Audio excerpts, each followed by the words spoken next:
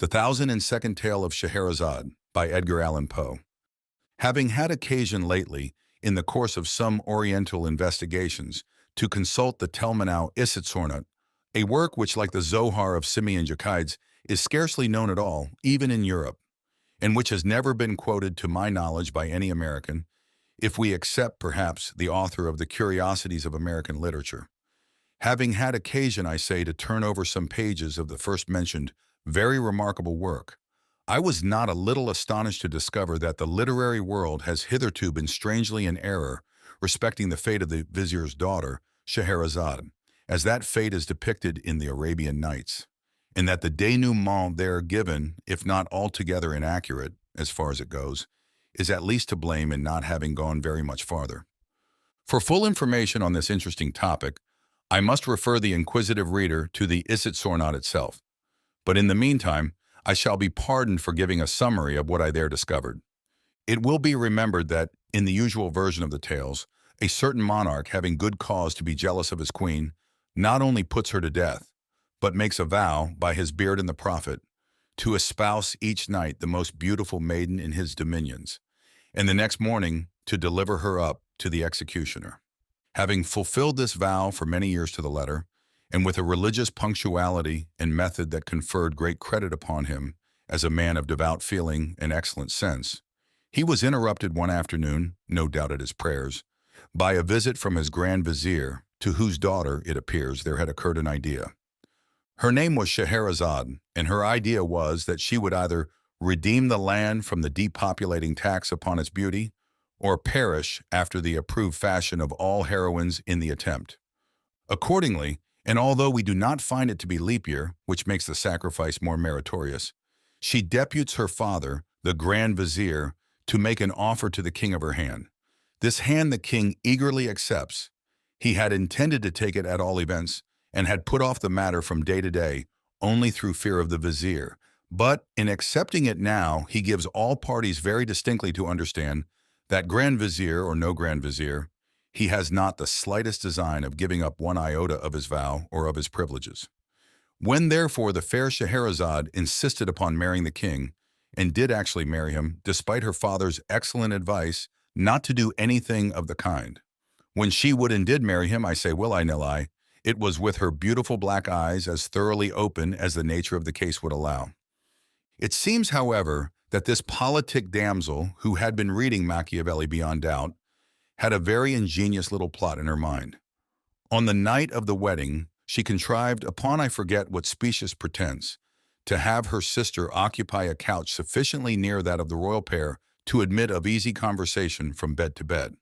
And a little before cock crowing, she took care to awaken the good monarch, her husband, who bore her none the worse will because he intended to wring her neck on the morrow. She managed to awaken him, I say, although on account of a capital conscience and an easy digestion, he slept well, by the profound interest of a story, about a rat and a black cat, I think, which she was narrating, all in an undertone, of course, to her sister. When the day broke, it so happened that this history was not altogether finished, and that Scheherazade, in the nature of things, could not finish it just then, since it was high time for her to get up and be bowstrung. A thing very little more pleasant than hanging, only a trifle more genteel. The king's curiosity, however, prevailing, I am sorry to say, even over his sound religious principles, induced him for this once to postpone the fulfillment of his vow until next morning, for the purpose and with the hope of hearing that night how it fared in the end with the black cat, a black cat, I think it was, and the rat. The night having arrived, however, the Lady Scheherazade not only put the finishing stroke to the black cat and the rat was blue, but before she well knew what she was about, found herself deep in the intricacies of a narration, having reference, if I am not altogether mistaken, to a pink horse with green wings that went in a violent manner by clockwork and was wound up with an indigo key. With this history, the king was even more profoundly interested than with the other, and as the day broke before its conclusion, notwithstanding all the queen's endeavors to get through with it in time for the bowstringing, there was again no resource but to postpone that ceremony as before, for 24 hours. The next night there happened a similar accident with a similar result, and then the next, and then again the next. so that, in the end, the good monarch, having been unavoidably deprived of all opportunity to keep his vow during a period of no less than 1,001 nights, either forgets it altogether by the expiration of this time, or gets himself absolved of it in the regular way, or what is more probable, breaks it outright, as well as the head of his father confessor. At all events, Scheherazade, who, being lineally descended from Eve, fell heir perhaps to the whole 7 baskets of talk which the latter lady, we all know, picked up from under the trees in the Garden of Eden. Scheherazade, I say, finally triumphed, and the tariff upon beauty was repealed.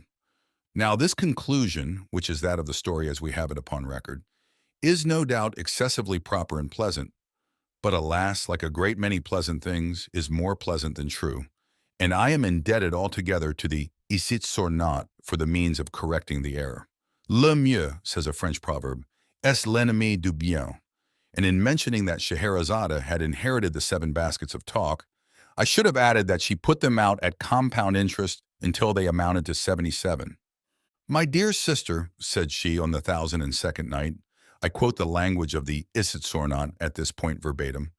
"My dear sister," said she, "now that all this little difficulty about the bowstring has blown over, and that this odious tax is so happily repealed, I feel that I have been guilty of great indiscretion in withholding from you and the king, who I am sorry to say snores, a thing no gentleman would do, the full conclusion of Sinbad the Sailor. This person went through numerous other and more interesting adventures than those which I related.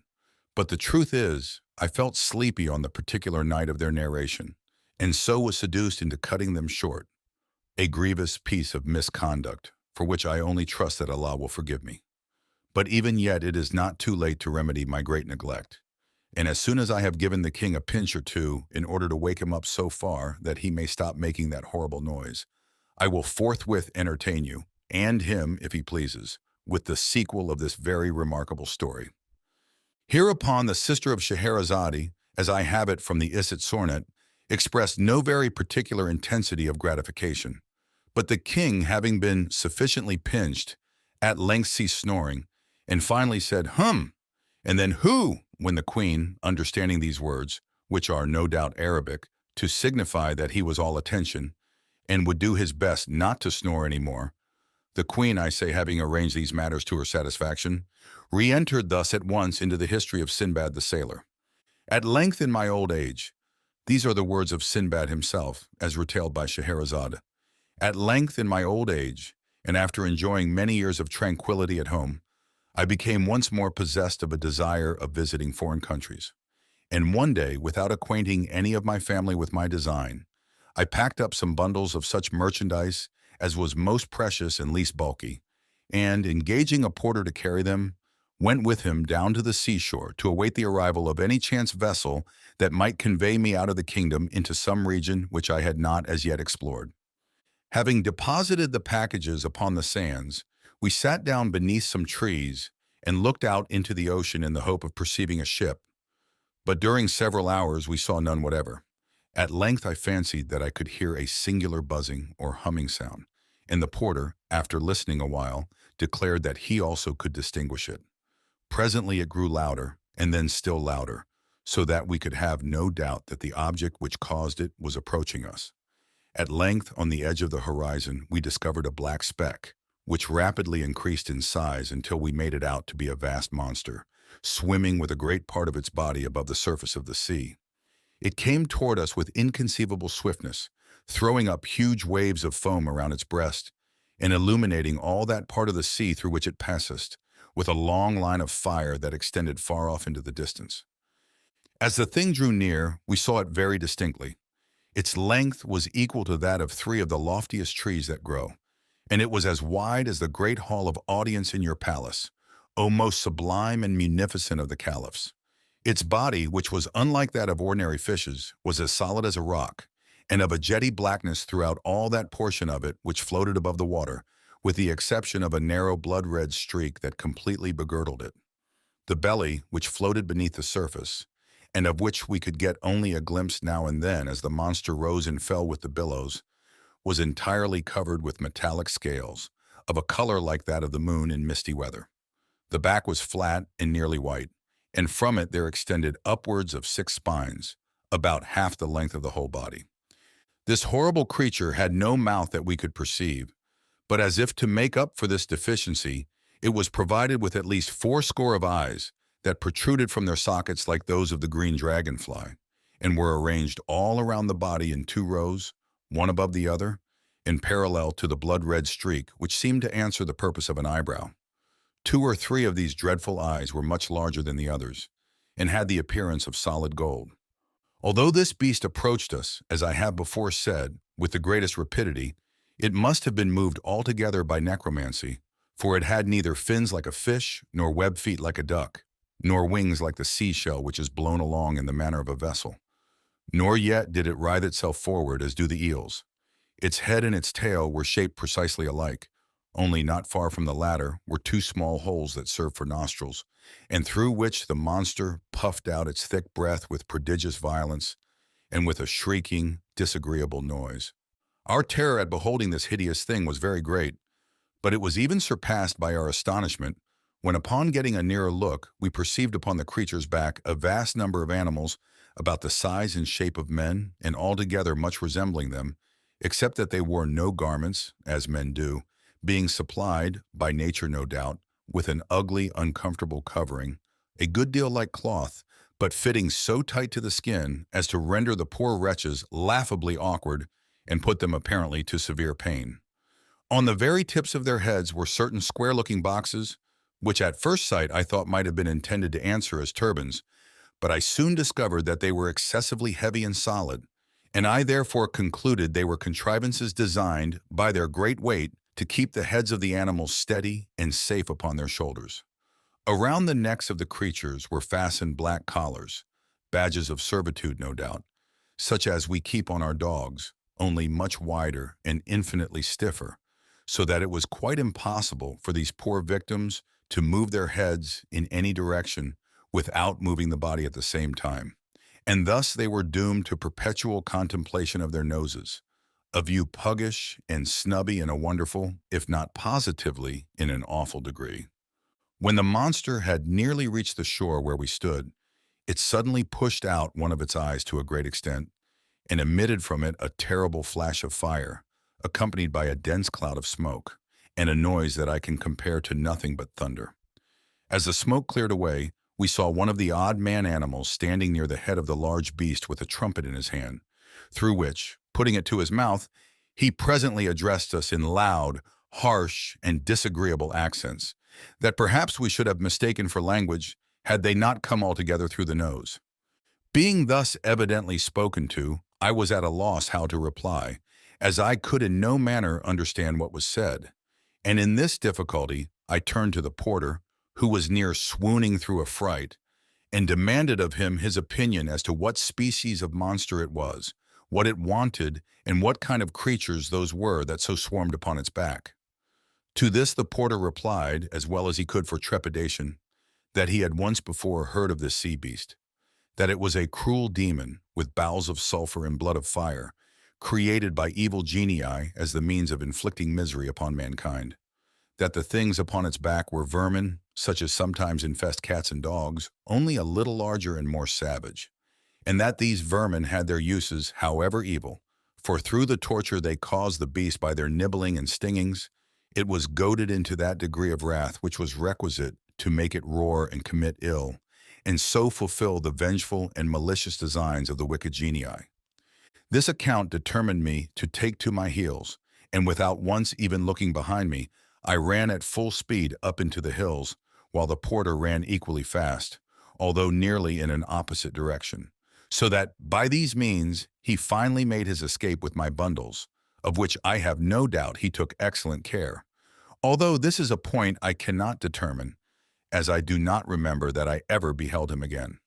For myself, I was so hotly pursued by a swarm of the men vermin who had come to the shore in boats, that I was very soon overtaken, bound hand and foot, and conveyed to the beast, which immediately swam out again into the middle of the sea. I now bitterly repented my folly in quitting a comfortable home to peril my life in such adventures as this. But regret being useless, I made the best of my condition, and exerted myself to secure the goodwill of the man-animal that owned the trumpet, and who appeared to exercise authority over his fellows. I succeeded so well in this endeavor that, in a few days, the creature bestowed upon me various tokens of his favor, and in the end even went to the trouble of teaching me the rudiments of what it was vain enough to denominate its language, so that at length I was enabled to converse with it readily, and came to make it comprehend the ardent desire I had of seeing the world. Washish, squashish, squeak, Sinbad. Hey diddle diddle, grunt unt grumble, hiss fiss whiss, said he to me one day after dinner. But I beg 1,000 pardons, I had forgotten that your majesty is not conversant with the dialect of the Cockneys, so the man-animals were called. I presume because their language formed the connecting link between that of the horse and that of the rooster. With your permission, I will translate, washish, squashish, and so forth. That is to say, I am happy to find, my dear Sinbad, that you are really a very excellent fellow. We are now about doing a thing which is called circumnavigating the globe. And since you are so desirous of seeing the world, I will strain a point and give you a free passage upon back of the beast. When the lady Scheherazade had proceeded thus far, relates the Isitsöornot, the king turned over from his left side to his right and said, "It is in fact very surprising, my dear queen, that you omitted hitherto these latter adventures of Sinbad. Do you know I think them exceedingly entertaining and strange?" The king having thus expressed himself, we are told, the fair Scheherazade resumed her history in the following words. Sinbad went on in this manner with his narrative. I thanked the man-animal for its kindness, and soon found myself very much at home on the beast, which swam at a prodigious rate through the ocean. Although the surface of the latter is, in that part of the world, by no means flat, but round like a pomegranate, so that we went, so to say, either uphill or downhill all the time.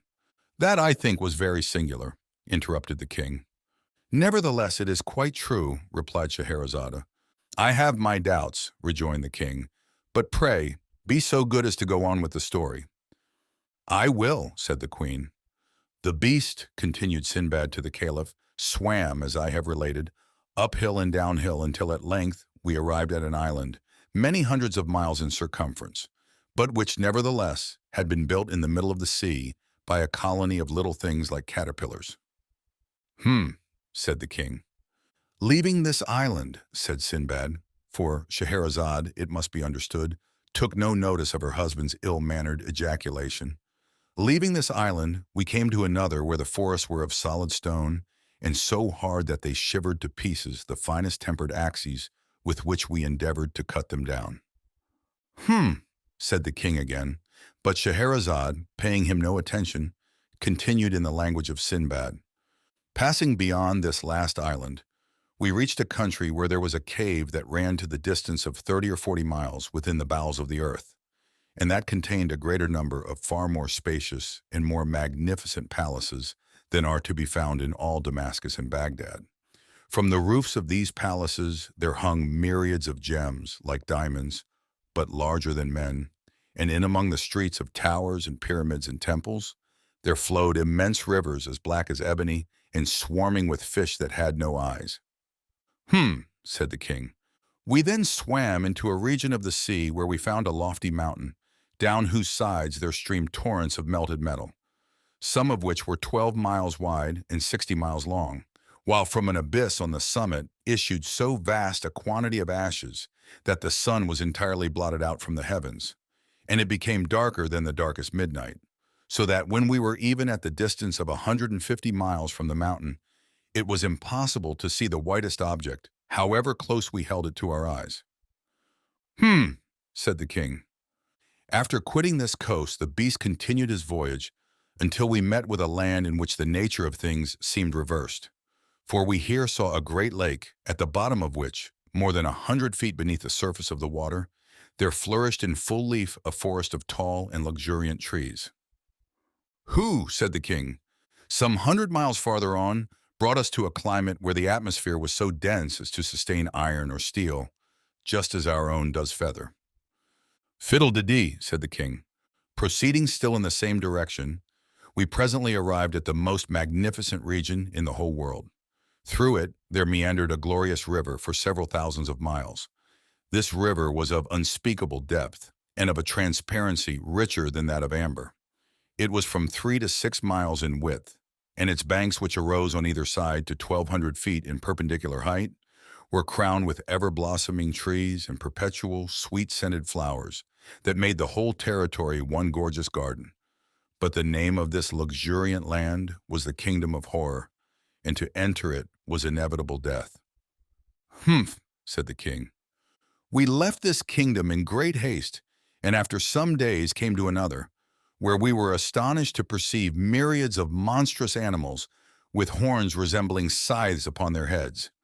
These hideous beasts dig for themselves vast caverns in the soil, of a funnel shape, and line the sides of them with rocks, so disposed one upon the other that they fall instantly when trodden upon by other animals, thus precipitating them into the monsters' dens, where their blood is immediately sucked, and their carcasses afterwards hurled contemptuously out to an immense distance from the caverns of death."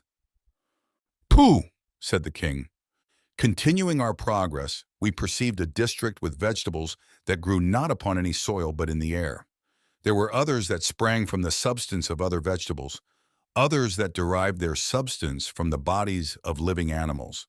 And then again, there were others that glowed all over with intense fire, others that moved from place to place at pleasure. And what was still more wonderful, we discovered flowers that lived and breathed and moved their limbs at will, and had, moreover, the detestable passion of mankind for enslaving other creatures and confining them in horrid and solitary prisons until the fulfillment of appointed tasks." "Pshaw," said the king. "Quitting this land, we soon arrived at another in which the bees and the birds are mathematicians of such genius and erudition that they give daily instructions in the science of geometry to the wise men of the empire. The king of the place having offered a reward for the solution of two very difficult problems, they were solved upon the spot, the one by the bees and the other by the birds, but the king keeping their solution a secret.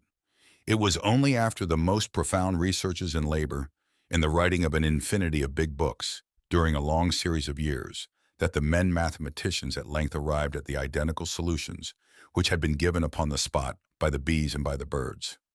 "Oh my," said the king, "we had scarcely lost sight of this empire when we found ourselves close upon another, from whose shores there flew over our heads a flock of fowls a mile in breadth and 240 miles long, so that, although they flew a mile during every minute, it required no less than 4 hours for the whole flock to pass over us, in which there were several millions of fowl." "Oh, fie," said the king. "No sooner had we got rid of these birds, which occasioned us great annoyance, than we were terrified by the appearance of a fowl of another kind, and infinitely larger than even the rocks which I met in my former voyages. For it was bigger than the biggest of the domes on your seraglio, O most munificent of caliphs. This terrible fowl had no head that we could perceive, but was fashioned entirely of belly, which was of a prodigious fatness and roundness, of a soft-looking substance, smooth, shining, and striped with various colors. In its talons the monster was bearing away to his eyrie in the heavens, a house from which it had knocked off the roof, and in the interior of which we distinctly saw human beings, who beyond doubt were in a state of frightful despair at the horrible fate which awaited them. We shouted with all our might in the hope of frightening the bird into letting go of its prey, but it merely gave a snort or puff as if of rage and then let fall upon our heads a heavy sack which proved to be filled with sand." "Stuff," said the king. "It was just after this adventure that we encountered a continent of immense extent and prodigious solidity, but which nevertheless was supported entirely upon the back of a sky-blue cow that had no fewer than 400 horns. "That now, I believe," said the king, "because I have read something of the kind before, in a book." We passed immediately beneath this continent, swimming in between the legs of the cow, and after some hours found ourselves in a wonderful country indeed, which I was informed by the man-animal was his own native land, inhabited by things of his own species. This elevated the man-animal very much in my esteem, and in fact I now began to feel ashamed of the contemptuous familiarity with which I had treated him, for I found that the man-animals in general were a nation of the most powerful magicians, who lived with worms in their brain, which no doubt served to stimulate them by their painful writhings and wrigglings to the most miraculous efforts of imagination. "Nonsense," said the king. Among the magicians were domesticated several animals of very singular kinds. For example, there was a huge horse whose bones were iron and whose blood was boiling water. In place of corn, he had black stones for his usual food. And yet, in spite of so hard a diet, he was so strong and swift that he would drag a load more weighty than the grandest temple in this city, at a rate surpassing that of the flight of most birds. "Twaddle," said the king. "I saw also among these people a hen without feathers, but bigger than a camel. Instead of flesh and bone, she had iron and brick. Her blood, like that of the horse, to whom in fact she was nearly related, was boiling water, and like him she ate nothing but wood or black stones. This hen brought forth very frequently 100 chickens in the day, and after birth they took up their residence for several weeks within the stomach of their mother." "Fal lal," said the king. "One of this nation of mighty conjurers created a man out of brass and wood and leather, and endowed him with such ingenuity that he would have beaten at chess all the race of mankind with the exception of the great Caliph Harun al-Rashid. Another of these magi constructed, of like material, a creature that put to shame even the genius of him who made it. For so great were its reasoning powers that, in a second, it performed calculations of so vast an extent that they would have required the united labor of 50,000 fleshy men for a year. But a still more wonderful conjurer fashioned for himself a mighty thing that was neither man nor beast, but which had brains of lead, intermixed with a black matter like pitch, and fingers that it employed with such incredible speed and dexterity that it would have had no trouble in writing out 20,000 copies of the Koran in an hour, and this with so exquisite a precision that in all the copies there should not be found one to vary from another by the breadth of the finest hair. This thing was of prodigious strength, so that it erected or overthrew the mightiest empires at a breath, but its powers were exercised equally for evil and for good." "Ridiculous," said the king. "Among this nation of necromancers there was also one who had in his veins the blood of the salamanders, for he made no scruple of sitting down to smoke his chibuk in a red-hot oven until his dinner was thoroughly roasted upon its floor. Another had the faculty of converting the common metals into gold, without even looking at them during the process. Another had such a delicacy of touch that he made a wire so fine as to be invisible. Another had such quickness of perception that he counted all the separate motions of an elastic body, while it was springing backward and forward at the rate of 900 millions of times in a second." "Absurd," said the king. "Another of these magicians, by means of a fluid that nobody ever yet saw, could make the corpses of his friends brandish their arms, kick out their legs, fight, or even get up and dance at his will. Another had cultivated his voice to so great an extent that he could have made himself heard from one end of the world to the other. Another had so long an arm that he could sit down in Damascus and indite a letter at Baghdad, or indeed at any distance whatsoever. Another commanded the lightning to come down to him out of the heavens, and it came at his call, and served him for a plaything when it came. Another took two loud sounds and out of them made a silence. Another constructed a deep darkness out of two brilliant lights. Another made ice in a red-hot furnace. Another directed the sun to paint his portrait, and the sun did. Another took this luminary with the moon and the planets, and having first weighed them with scrupulous accuracy, probed into their depths and found out the solidity of the substance of which they were made. But the whole nation is, indeed, of so surprising a necromantic ability that not even their infants, nor their commonest cats and dogs, have any difficulty in seeing objects that do not exist at all, or that for 20 millions of years before the birth of the nation itself had been blotted out from the face of creation." "Preposterous," said the king. "The wives and daughters of these incomparably great and wise magi," continued Scheherazade, without being in any manner disturbed by these frequent and most ungentlemanly interruptions on the part of her husband. "The wives and daughters of these eminent conjurers are everything that is accomplished and refined, and would be everything that is interesting and beautiful, but for an unhappy fatality that besets them, and from which not even the miraculous powers of their husbands and fathers has hitherto been adequate to save. Some fatalities come in certain shapes and some in others, but this of which I speak has come in the shape of a crotchet." "A what?" said the king. "A crotchet," said Scheherazade. "One of the evil genii, who are perpetually upon the watch to inflict ill, has put it into the heads of these accomplished ladies that the thing which we describe as personal beauty consists altogether in the protuberance of the region which lies not very far below the small of the back. Perfection of loveliness, they say, is in the direct ratio of the extent of this lump. Having been long possessed of this idea and bolsters being cheap in that country, the days have long gone by since it was possible to distinguish a woman from a dromedary. "Stop," said the king. "I can't stand that, and I won't. You have already given me a dreadful headache with your lies. The day, too, I perceive, is beginning to break. How long have we been married? My conscience is getting to be troublesome again. And then that dromedary touch. Do you take me for a fool? Upon the whole, you might as well get up and be throttled." These words, as I learned from the Isit Surnat, both grieved and astonished Scheherazade. But as she knew the king to be a man of scrupulous integrity and quite unlikely to forfeit his word, she submitted to her fate with a good grace. She derived, however, great consolation, during the tightening of the bowstring, from the reflection that much of the history remained still untold, and that the petulance of her brute of a husband had reaped for him a most righteous reward, in depriving him of many inconceivable adventures.